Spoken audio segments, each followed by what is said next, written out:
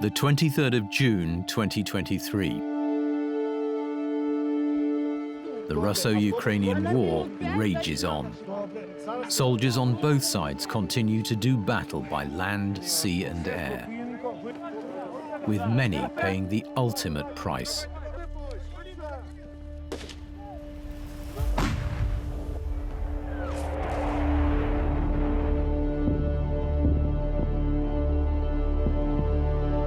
And yet, in an unexpected turn of events, private military company the Wagner Group withdraws its troops from the conflict and heads towards the Russian border. Mercenary leader Yevgeny Prigozhin orders his men to seize Russia's southern city of Rostov-on-Don, the opening salvo of a mutiny against the Kremlin. Защитим и наш народ, и нашу государственность от любых угроз. Prigozhin's move sparks rumors of an armed rebellion across Russia. And in no time at all, the Wagner Group march on Moscow to face the most powerful man in Europe. What happens next could change the course of the world forever.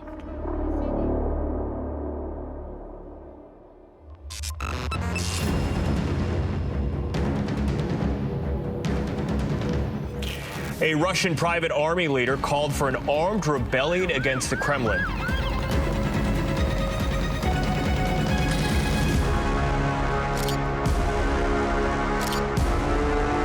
There's been a dramatic escalation in tensions between Russia's military and the Wagner mercenary group, raising fears it could lead to a civil war in Russia.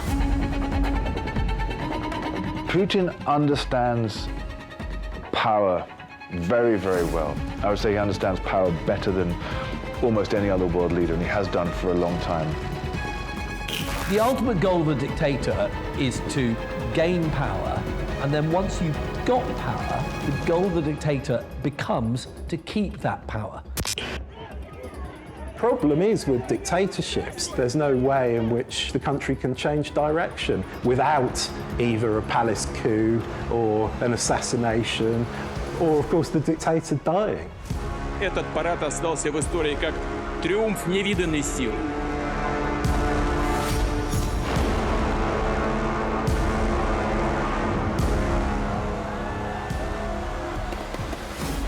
It's like a turf war among mafia bosses. Of course, one of the key issues in any kind of mafia situation is to keep the peace. You don't want anybody to rock the boat. And that was Prigozhin's mistake now. He rocked the boat.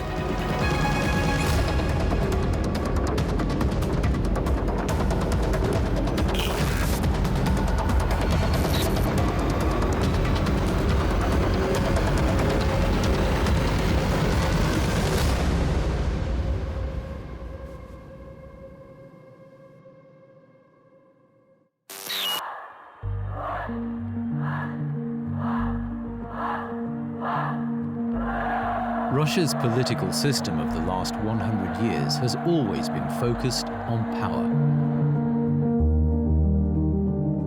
Power over people, power over land, power over Western enemies.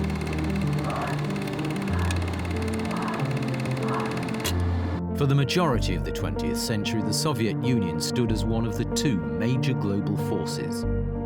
The USSR's empire covered 11 of the world's time zones and extended more than 6,800 miles from east to west during the Cold War years.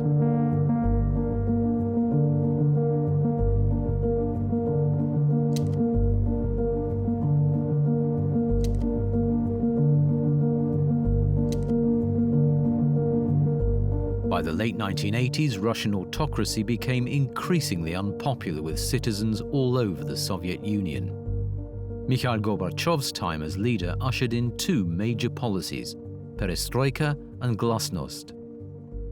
Perestroika allowed the Soviet people to vote in democratic elections and also encouraged more economic freedom. In turn, glasnost was taken to mean increased openness from the Soviet government. Они стремились запечатлеть свидетельства людей, непосредственно причастных к трагедии, уроки которой The handling of the 1986 Chernobyl disaster completely undermined Gorbachev's drive for transparency. The Soviet government tried to hide the nuclear disaster from the people and downplay the health effects from radiation. That they have provided as full and prompt information as they should have. Our own pictures give us information that suggests the casualty rates are higher than those that have been announced by the Soviet Union so far, by a good measure.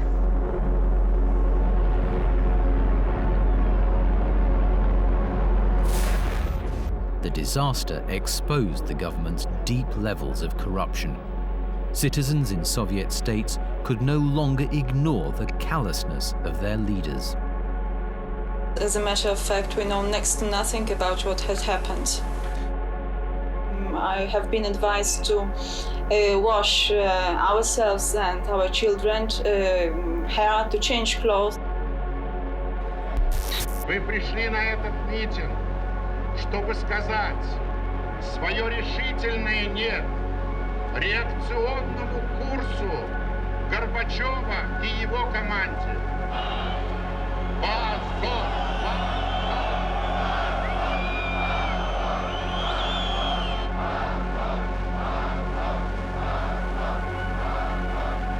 In the years which followed, growing anti-communist sentiment unleashed a mass protest movement against the authorities. Political revolution in Poland sparked other Eastern European states to rise up against their oppressors. In 1989, the people's anger reached East Germany, and Europe's most famous symbol of division finally collapsed. East German troops took control of the key section of the Berlin Wall at the Brandenburg Gate early this morning. They stopped the party, but any hopes they had of stopping the West Berliners destroying the wall were soon dashed. As dozens of young men pulled on a rope and chains, the chant went up, Mauer weg, down with the wall. The reply was swift.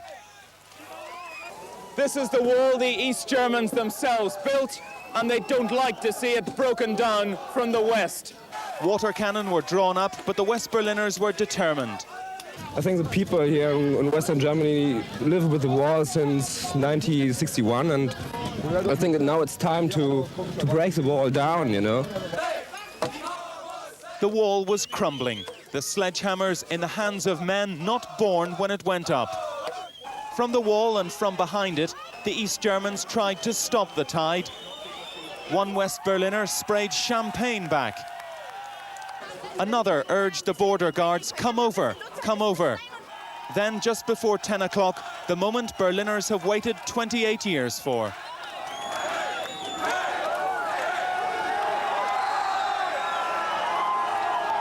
Even the East Germans seemed exhilarated, a symbolic breach in the structure that separated millions and claimed hundreds of lives.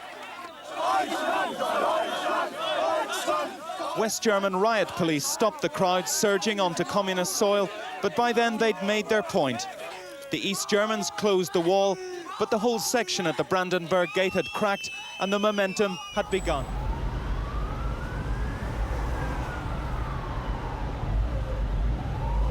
At the fall of the Berlin Wall, Putin felt he was watching one of the largest and most powerful empires the world has ever seen unravel in the most pathetic and humiliating way. The Soviet Union as a whole dissolved by 1991, and Russia quickly found itself losing relevance.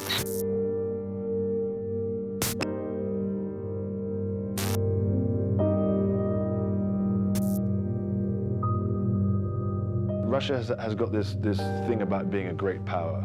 This dates back to, to the end of the Cold War, and it's quite hard, I think, for lots of people in the West to understand how humiliating that loss for Russia was. And ever since then, I think he has feared the people who beat him, and he has wanted to get back some sense of Russian pride.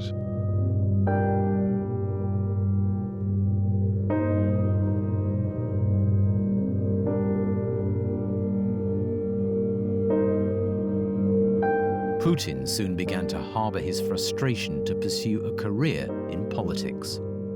Over the next decade, he rose from a mid-ranking cog on the periphery of the KGB to become the deputy mayor of St. Petersburg. After the collapse of communism in the Soviet Union in 1991, he gets a job with the new democratically elected mayor in St. Petersburg.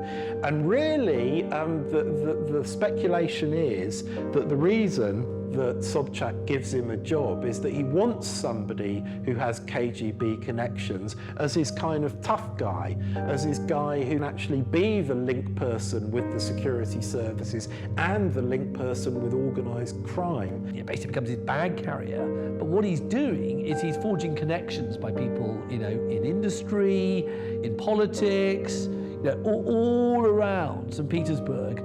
Putin is the indispensable grey man. He's not making speeches, he's not being a politician, he's simply being a functionary, he's being a bureaucrat. But what Putin knows, and what people often know, is that the people at the nexus of power, it's people in the margin, it's people at the meeting points of power, are the people who actually gain the power, because they're the people who knows what different people want, and they can manage those relationships. And suddenly, Putin finds himself at the heart of power in St. Petersburg. He finds himself enriching himself because everything is corrupt. So that is a key part of the Putin narrative, that relationship with subject.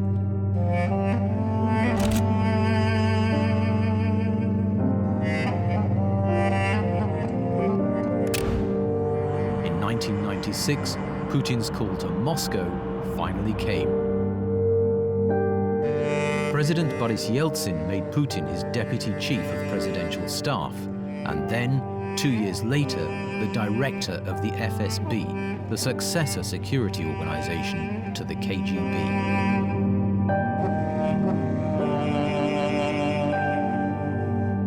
Russia in the 1990s under Boris Yeltsin was certainly a very chaotic environment. Yeltsin and his government have been trying to create a market economy.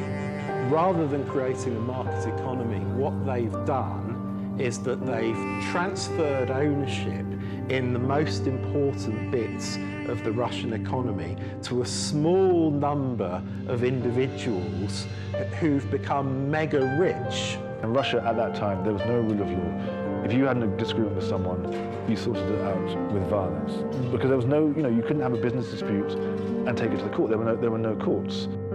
There was a ton of money floating around, and the money was getting bigger, especially because with the economic reforms, the exchange rates on the international market, the disparity was so huge that, you could buy a barrel of oil for next to nothing in rubles and sell it for a fortune in dollars. They call it the Wild East.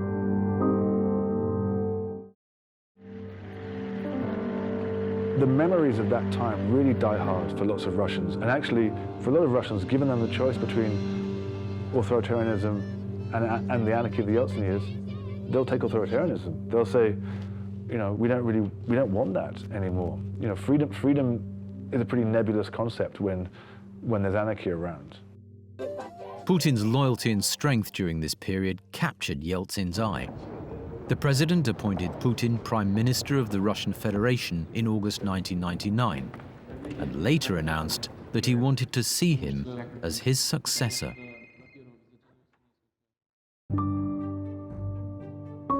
This is really important because Yeltsin is looking for the right successor.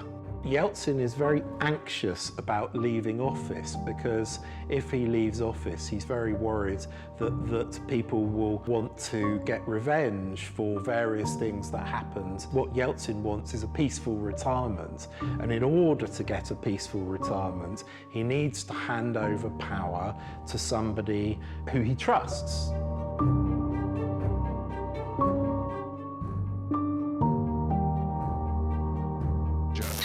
As of now, Putin's rating is 0. He was never regarded as a serious presidential contender, and I don't think that Yeltsin's approval would add much to that 0. Vladimir Vladimirovich Putin. Putin had seen close up how weak the new Russia had become. It soon became clear that his presidential style was going to be very different to that of his predecessor. On taking over the reins, he constructed himself as a no-nonsense tough guy and the true hero of modern Russia. Misinformation, corruption, and the elimination of opponents became the basis of Putin's power.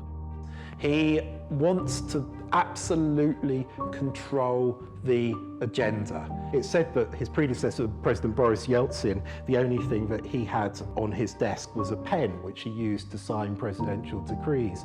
And when Putin takes over from Yeltsin, the pen gets replaced by a remote control because he's so obsessed with his image on television. And various people who met him early in his presidency say sometimes he used to stop the meetings to turn on the news to see how he's being reported.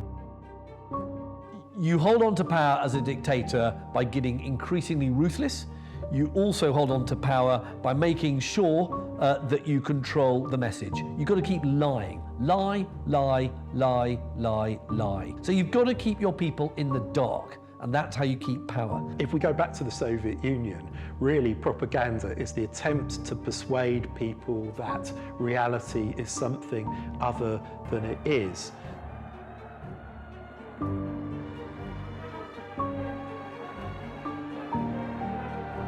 Soviet propaganda was constantly saying how life is much better in the Soviet Union, how people are starving in the outside world, the West is corrupt and there's no truth to it, but say it enough and force people to repeat it.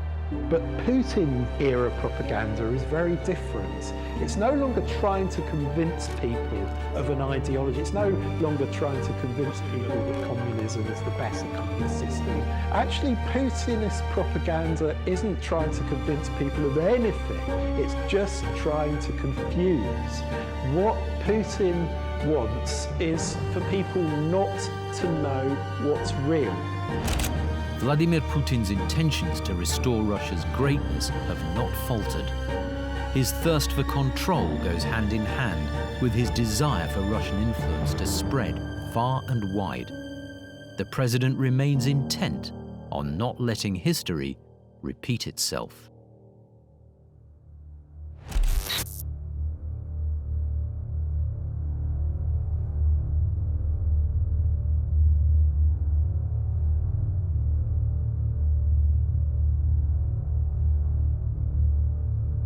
President Putin is notorious for keeping a tight circle. He values loyalty above all else, and in the early 2000s he placed his faith in the entrepreneur and former criminal Yevgeny Prigozhin. Between the late 70s until the early 90s, gang member Prigozhin spent 9 years in prison for robbery, theft and fraud. Authorities even sent him to a high-security penal colony, isolated from the general population.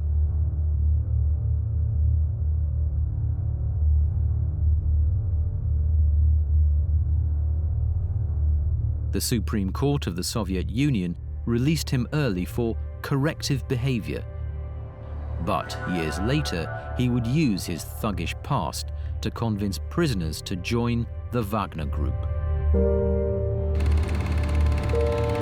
Upon his release, Prigozhin followed the entrepreneurial spirit of the 1990s and opened grocery, restaurant and gambling businesses.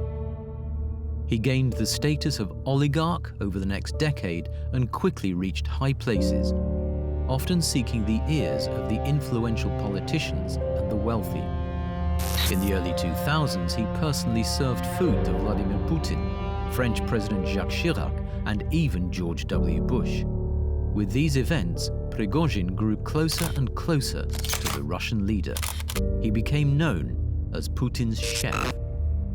Prigozhin used profits from his catering business to found the Internet Research Agency, a Russian company which engaged in online propaganda and influence operations, including the setup of troll accounts across major social media platforms. The West even accused the agency of interfering in the 2016 US elections. I've never said I'm a perfect person, nor pretended to be someone that I'm not. We will double our growth and have the strongest economy anywhere in the world. At the same time, we will get along with all other nations, willing to get along with us. His illegal business and political practices made Yevgeny Prigozhin one of the most corrupt people in the world.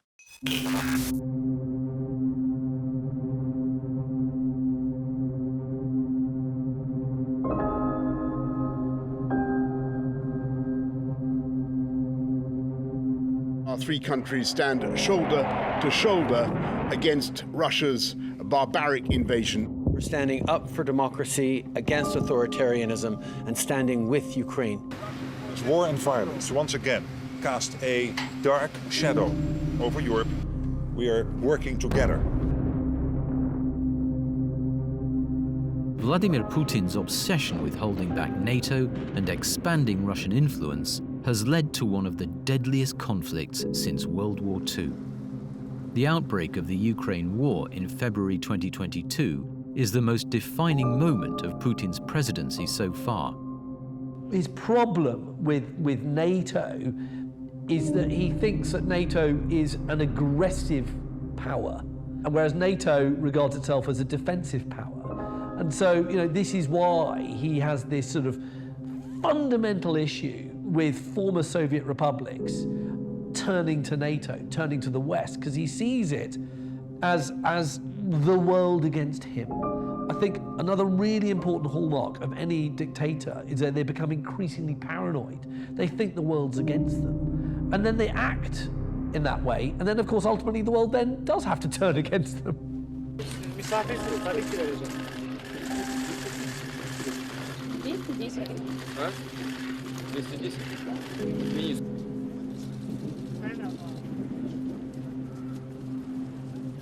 Russia's drive to eliminate the Ukrainian people continues, and it is no secret that Russian forces commit war crimes on a daily basis.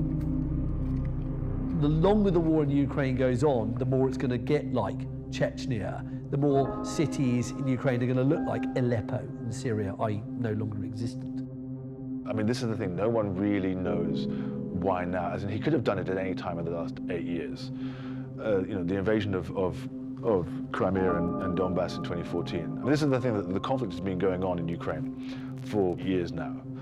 As to why he's done it now, I mean, he did it obviously in the winter because it's technically easier to go over frozen ground than it would be in the summer, although not that you necessarily know it by the losses the Russian army have taken. There's lots of speculation about the state of his health, about his own personal reasons for doing it. Again, no one really knows, and it's very tempting for people to look at pictures of his puffy face and go, oh, he must be, have terminal cancer or whatever.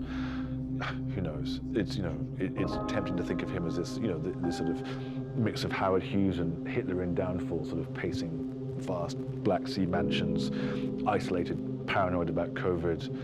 I think it's all of a piece with his worldview. Putin defines as success strength, anything that's revealed him to be strong, anything that's made his opponent look weak.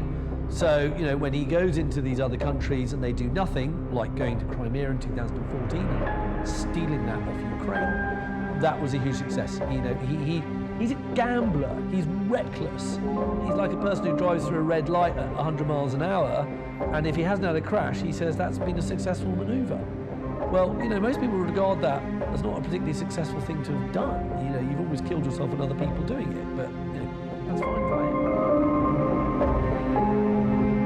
Evidence suggests that the Wagner Group has been used as a proxy by the Russian government, allowing it to hide the true casualties of Russia's foreign interventions and deny any wrongdoings.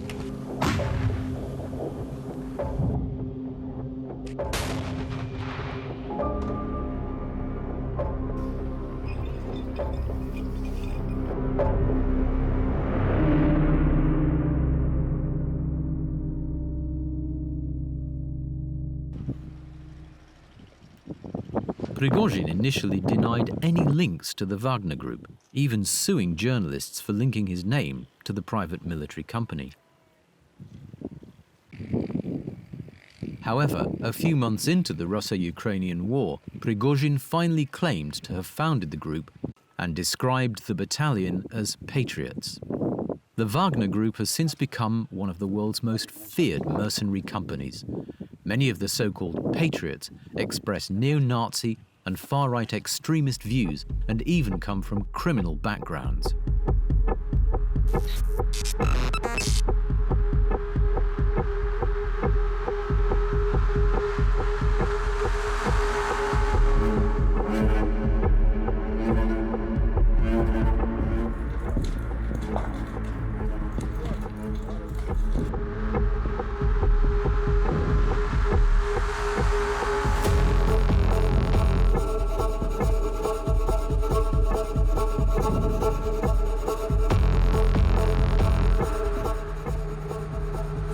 Is that his brother?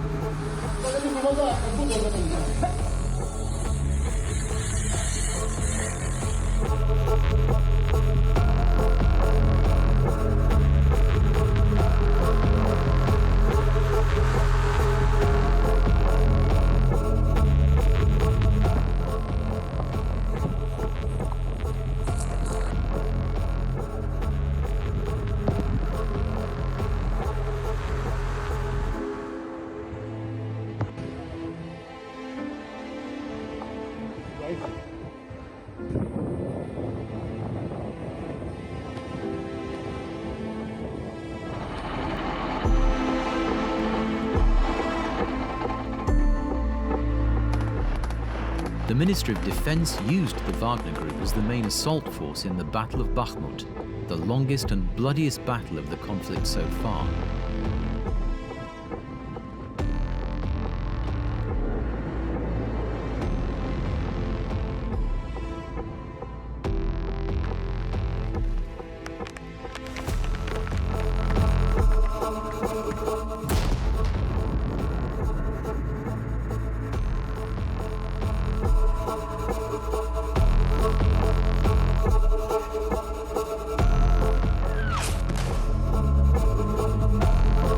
The Ukrainian government and the West have accused the Wagner operatives of some of the most violent war crimes, including murder, torture, rape, and robbery of civilians.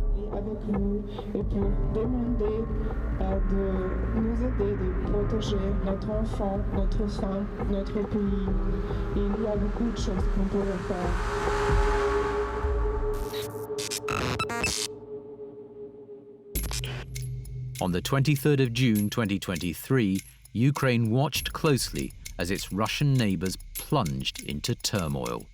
Security is being heightened in Moscow after the leader of a Russian parliamentary group has turned on his country's own defense ministry. The Wagner Group has been one of the most violent Russian forces fighting in Ukraine, but now its leader is accused of mutiny. For months, Prigozhin had been lambasting Russia's high command for mishandling the Ukraine war and repeatedly accused the defense minister, Sergei Shoigu, of incompetence. Shoigu! Gerasimov! Где боеприпасы? Посмотрите на них, Earlier in June, the Kremlin demanded all Russian mercenaries sign contracts with the defense ministry, a move seen as an attempt to control Wagner. But Prigozhin remained defiant. He refused to comply and voiced increasingly vitriolic tirades against the Russian military hierarchy. The Wagner chief had no choice but to lead a march for justice against Russia's leaders.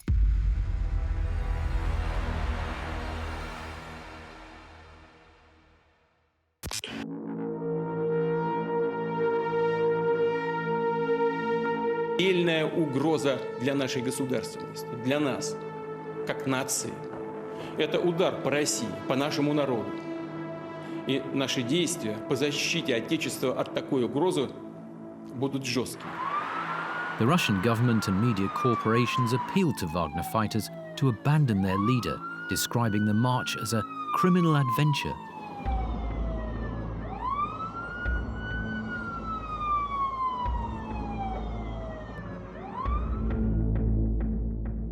However, by the 24th of June, Prigozhin's 25,000-strong force had crossed the Russian border and captured the city of Rostov-on-Don without firing a single shot.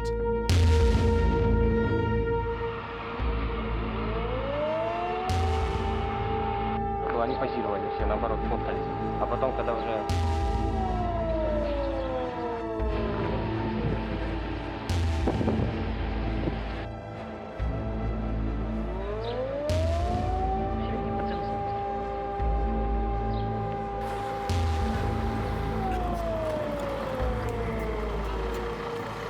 This is the first direct, serious challenge to Putin's authority in 24 years of being president. First of all, Prigozhin is no knight in shining armor. He is a thug, to put it lightly, and frankly, a killer.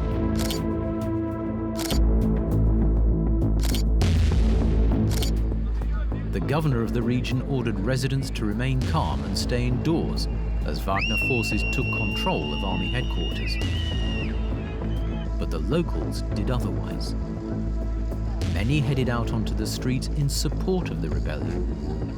In that moment, the Wagner Group were regarded as heroes.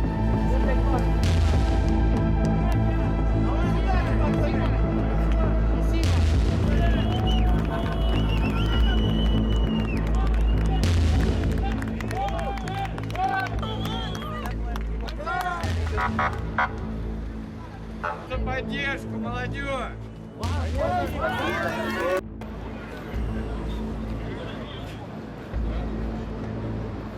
In the biggest threat to Putin's presidency yet, Wagner troops began to march on Moscow.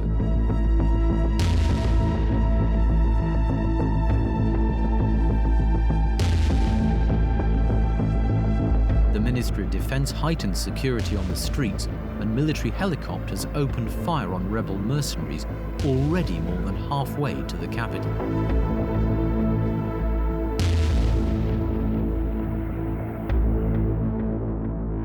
Yevgeny Prigozhin soon became Russia's most wanted man, and the world watched on as Putin raged from inside the Kremlin.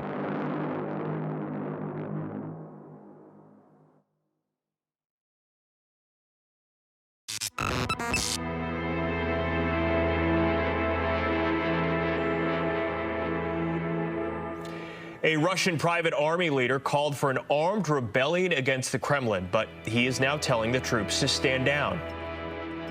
Vladimir Putin does not give in easily. He is known for having a tight grip on his country and his people.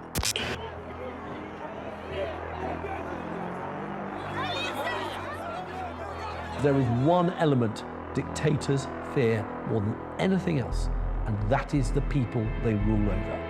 The ultimate way to get rid of a dictator is to have a revolution from the grassroots, from the streets, from the fields, from the factories, a revolution to actually topple a dictator.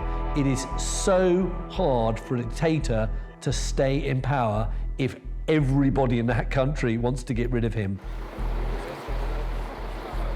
If you've got rulers that you don't like and you can't get rid of them through elections, then your only alternative is mass protest, revolution.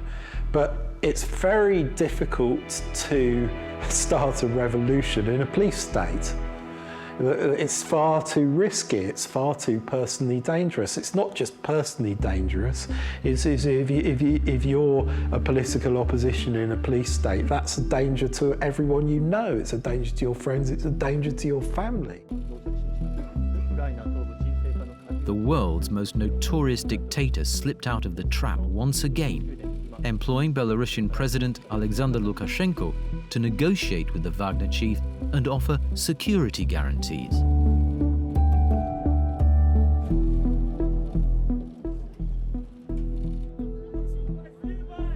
By late afternoon of the 24th of June, Prigozhin ordered his men to stand down, stating that he wanted to avoid bloodshed. A move which angered the Ukrainian government and disillusioned the rest of the world.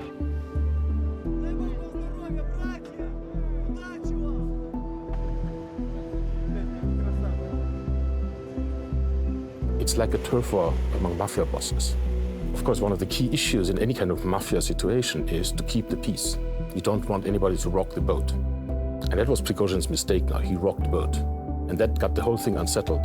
And this is where we are now. And this is where the situation at the moment, while we are sitting here, while the news are going on somewhere else, is actually very volatile. Because we don't know whose loyalty falls where. Putin's chef had abandoned the fight. But would he slip into the shadows quietly?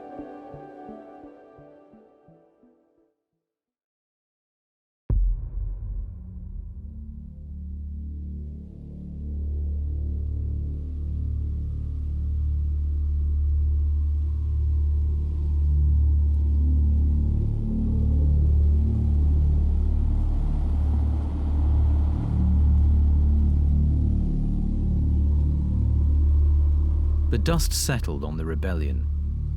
The Kremlin announced that Prigozhin would be extradited to Belarus with the word of Putin that he would not face charges for treason. Пока не поздно и нужно, и необходимо это сделать. Это подчиниться воле и приказу всенародно избранного президента Российской Федерации.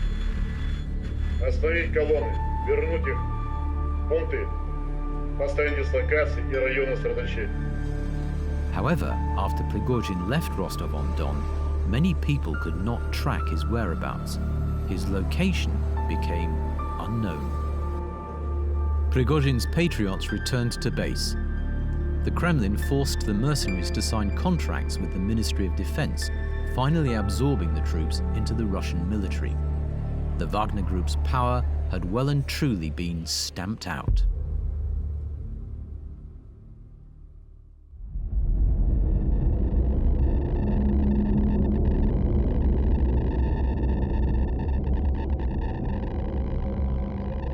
In the following weeks, the former Wagner chief's whereabouts remained murky. People reported sightings of Prigozhin in St. Petersburg, Belarus, and even at a Russia-Africa summit hosted by President Putin. However, if there's one thing Putin hates, it's betrayal.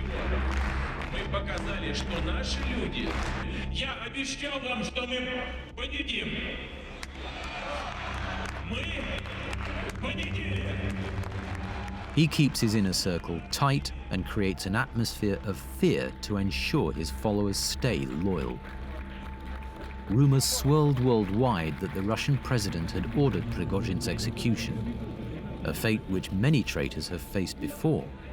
There's no doubt that it's very hard to protest anymore, on the streets of any Russian town or city. The police are very heavy-handed. We see even elderly people being, forcibly detained, bundled into the backs of vans. We get people being beaten up. Of course, political opponents and those who have been against Putin have been murdered or had attempts against them. You look at Navalny, one of the most sort of celebrated opponents of Putin, poisoned, almost killed. So violence is a key part of Putin, wielding political control. Over the last 20 years, a spate of unusual killings have taken place in Russia and the UK. Journalist and Putin critic Anna Politkovskaya was found dead in the elevator of her Moscow apartment block on the 7th of October 2006. 5 men were eventually sentenced for the killing, but whispers of the Kremlin's involvement spread far and wide. Again, call upon the Russian government to bring justice to those responsible for ordering, planning, and executing Ms. Politkovskaya's murder. Like many other journalists reporting on the North Caucasus over the past 2 decades, Ms. Politkovskaya was killed in retaliation for her efforts to uncover corruption, abuse, and violation of human rights. Her death became known as the murder that killed the free press in Putin's Russia. 2 months later, the former FSB officer and Russian defector Alex Litvinenko suddenly fell ill. Litvinenko had been poisoned with polonium-210 whilst meeting 2 former agents, Dmitry Kovtun and Andrei Lugovoy, in Mayfair, London. The poisoning of Alexander Litvinenko, a former KGB agent in London.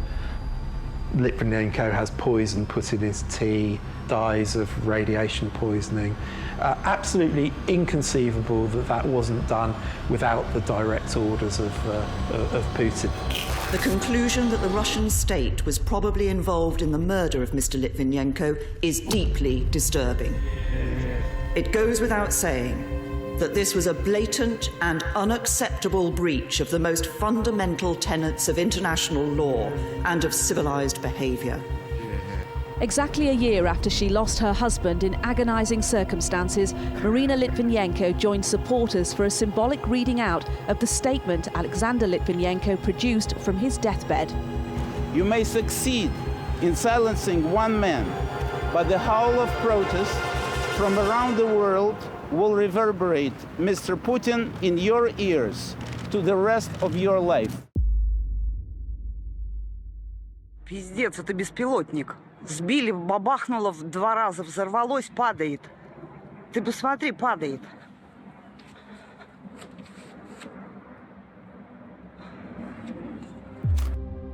Yevgeny Prigozhin has died after a business jet he was on crashed about 100 miles northwest of Moscow.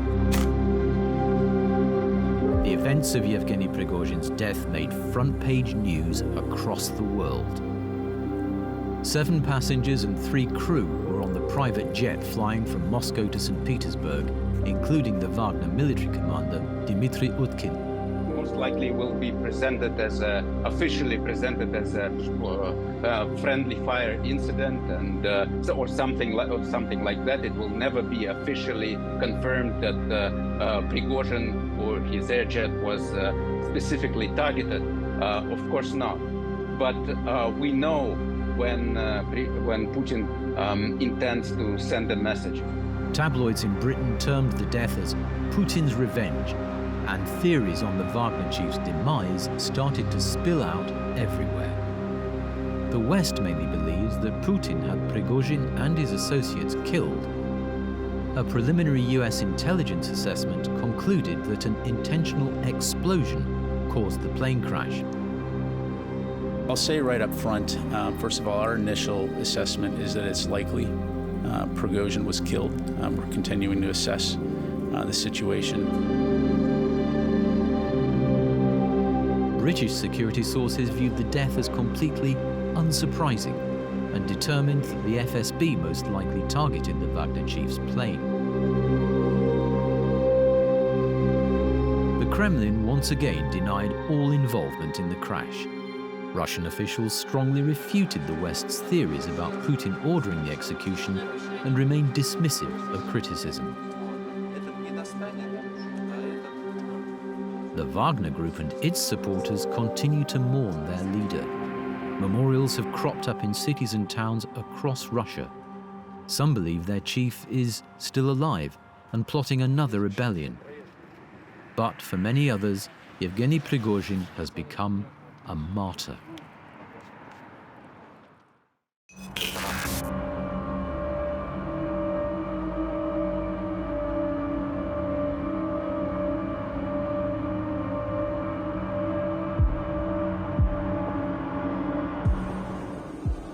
Prigozhin's 24 hours of chaos shook the Kremlin to its core.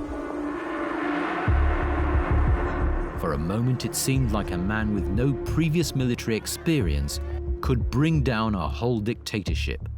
A fact Putin is surely embarrassed about.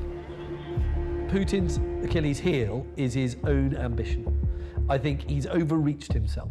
I think that he is attempting now to do things that actually he doesn't have the manpower or materiel or ultimately the support to do it. I think that's his problem. He's been in power for too long. That paranoiac, narcissistic mentality is now completely in control of him. He's no longer got that perspective that he needs.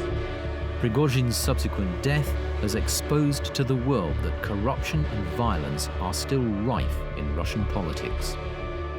The tyranny of the Soviet Union still bleeds into the country's foundations.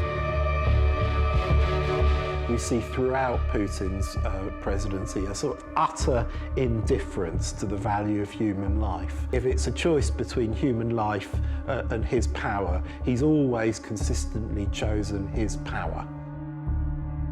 The Kremlin has eliminated an immediate threat for now. But before long, there will be others, and with President Putin damaged and licking his wounds, it seems like the prime time to topple his power.